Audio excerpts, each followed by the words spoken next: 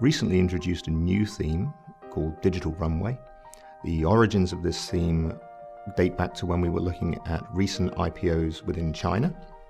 There were a number of innovative companies coming out. We wanted to take a good look at those, so we flew to China, met the companies, saw what was going on, and in the end we decided not to invest in those companies.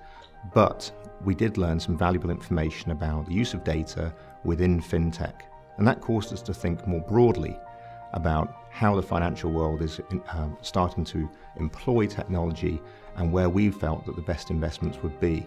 Now, it's very interesting here because we move into the area of emerging markets versus developed markets. And emerging markets turn out to be far more attractive from an investment perspective in this area. And why is that?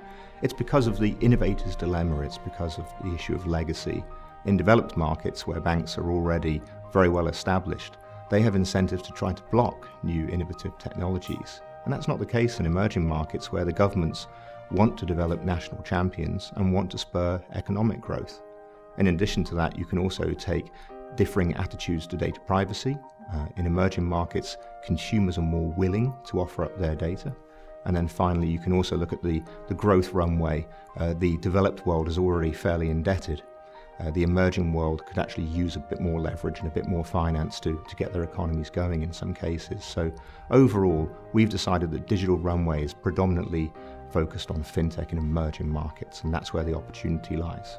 So 3 examples of how fintech companies, particularly in emerging markets, are exploiting new technology might be, firstly, onboarding, that they're able to bring in a new consumer far quicker. An example of that might be somebody who needs a loan can easily be approved by somebody with an iPad. They can offer up their scoring digitally. That can be done immediately. You can get a loan in many countries within a few minutes, whereas in a developed world economy, it might take a number of days in order to get approved for that loan. So that's onboarding. The second bit might be just in terms of the back office process automation. These areas, such as reconciliations that happen behind the scenes, can be very time consuming, they can be very laborious. You can automate those, and that's what you're seeing banks and financial institutions do in many cases.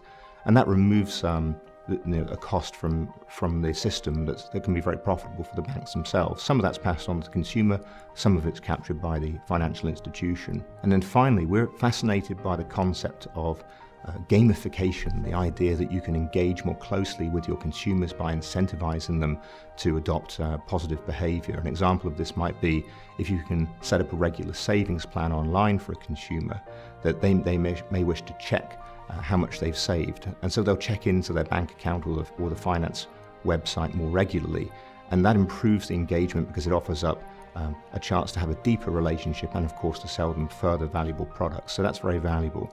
So those are just 3 examples. There are others, but we feel the adoption of technology across all of these companies represents a revolution, really, and it's happening in emerging markets. One example of a stock in our Digital Runway theme would be the Singaporean bank DBS. Now, DBS is a leader in the adoption of digital technologies. It's a national champion within Singapore, a very, very well-run bank, and it certainly has government support in terms of adopting new technologies at home. It also offers government protection in terms of not allowing further competition into its domestic marketplace. So the domestic operations of DBS are valuable. But in addition to that, DBS is taking its best practice and deploying it elsewhere. And the definitive example of this is its approach to India, where it's pushing an asset-light approach. That means that it doesn't have to build out branch networks across India in order to access the enormous opportunity there. Instead, it can send asset-light models. It can put in place individuals who can roam around and basically grow an Indian bank there without deploying a lot of capital, but it can still share the best practice that it's learned from Singapore. So that's a very interesting opportunity for us at a very reasonable valuation for that particular security.